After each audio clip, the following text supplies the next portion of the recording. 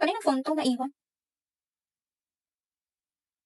Kayo daw yan. Patay ka sa akin. Asan na ba yung phone ko? Ito naiwan mo sa library. Ay, akin na nga yan. Anya, tignan mo tong wallpaper ni Damian. Ay, hindi ako may gawa niyan, ha? Ayaw mo ba yan? Meron pa ditong iba. Pili ka. Ito or ito? Akin na sabi. Bakit? Hindi na ako may gawa nito. Hindi ka may gawa nun? Turuan mo nga ako kung paano. Sige, turuan kita. Ito yung ginamit ko. Nico, widget, and wallpaper. Punta ka sa wallpaper, tapos pili ka dyan ng gusto mong design. Yan, tapos palitan mo yung pictures, be.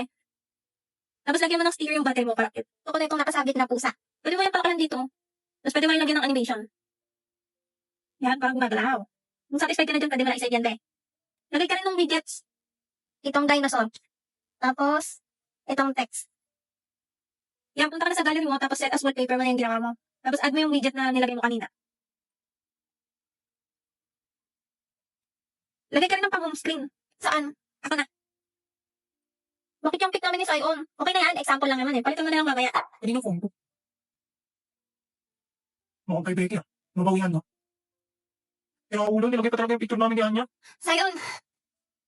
Sa akin yan. Ha? Sa akin yan, akin na. Seto? Oo nga, akin na. Problema nun. Ay,